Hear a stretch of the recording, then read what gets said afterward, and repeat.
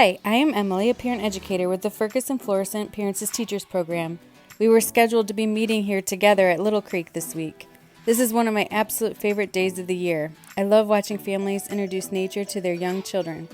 Because we are all at home, social distancing, and because it is still very important to get outside with your children, I have put together a video of some fun activities that you can do together at home. This is just a small sample though. The most important thing is to get out into the fresh air together and find something you enjoy. There are so many benefits for playing outside.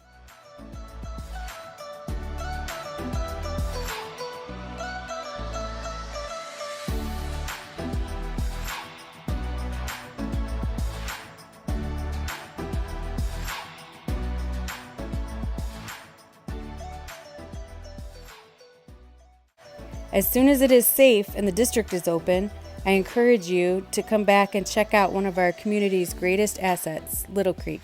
Here you can walk the trails, play in the outdoor early learning area, which is perfect for our little ones, stop in the museum, or watch the animals, and so much more.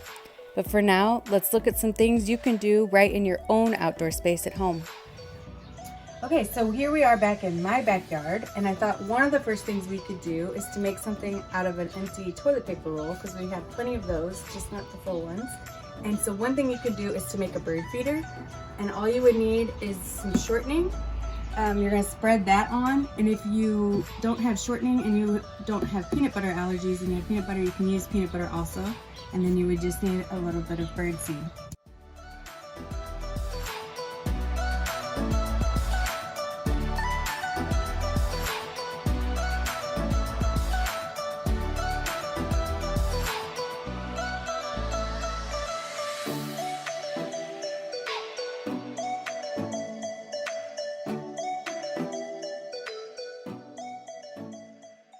Okay, so this is the finished product, and earlier I made one with string. So you could either make one with string and hang it, or you can make one like this and stick it onto a branch. And you could do both and see which one the birds like better.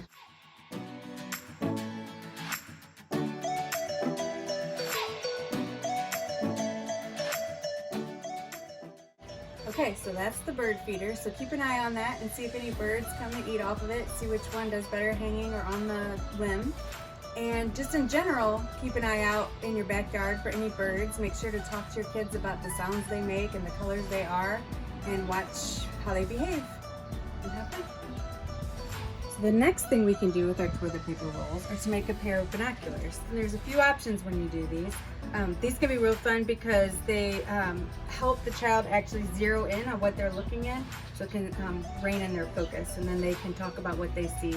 And you can give them ideas with I Spy or Scavenger Hunt. When you're making these, you can make them, if you have an older child that would be okay with having a string, you can use that. But also remember to only use this with supervision too. So when you're not with them, then put them up. You can do them without the string and tape two together.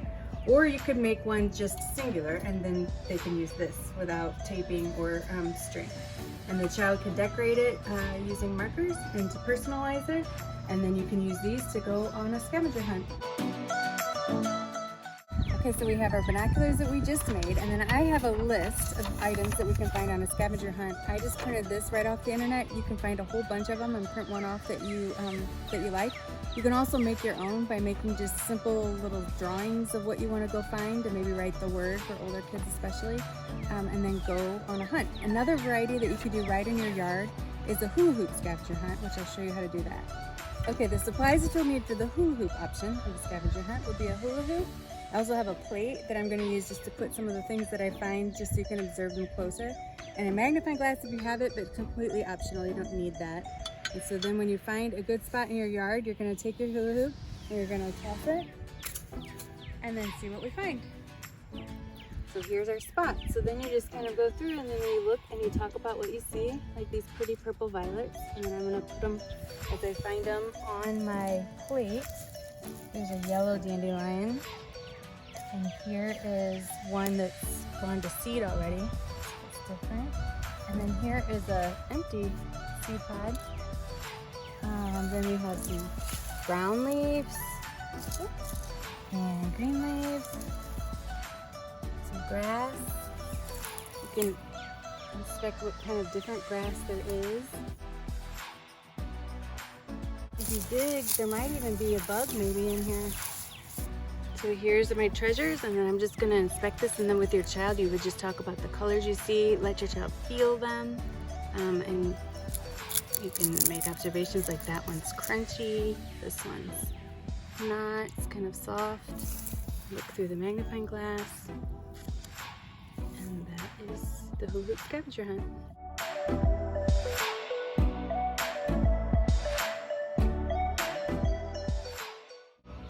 So a fun creature that you can go look for in your backyard is an earthworm.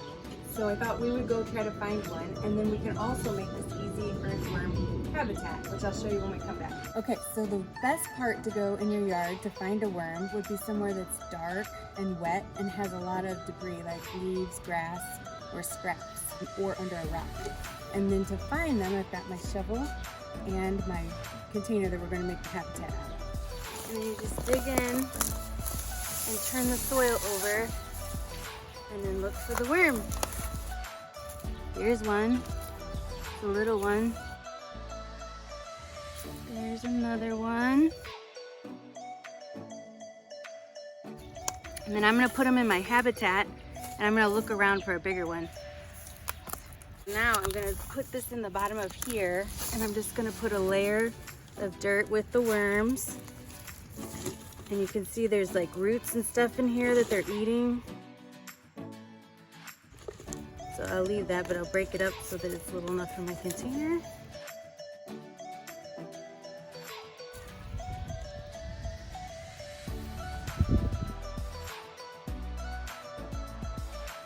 All right, so now we have our worms in our habitat, which is just a 2-liter bottle with the top cut off. And you can use any plastic container as long as it's clear, because you want it to be clear so that you can see it.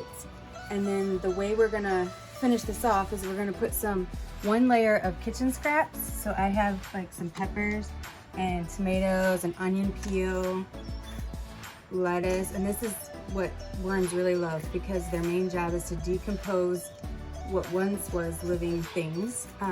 So they're gonna move this all around and make the soil fertile, and you'll be able to see as they move it. And then we're gonna put a layer of straw, which they also really like, but that will just help keep all of that moist. And then when you're not looking at it, be sure to keep it in a dark place so that it doesn't dry out, and you can watch the worms move around.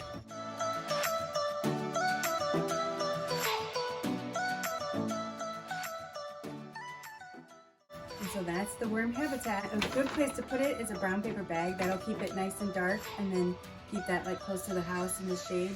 And then also remember, after about a day or two of observing the worms and watching what happens, it's really great to just put them back in the dirt, because that's where they are the happiest and where they could do the most benefits for your soil.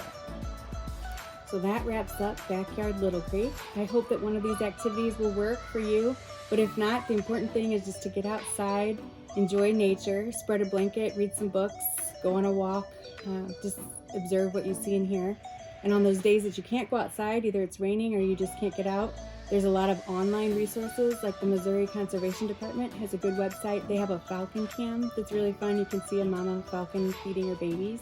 The zoo has a STL Zoo Tube where you can see some animals at the zoo in action. There's a really cute one with a penguin play date. Then Little Creek Facebook page also has some great videos on there, and you can see some pictures and some videos of Little Creek. So check those things out and stay safe and have fun. Thanks.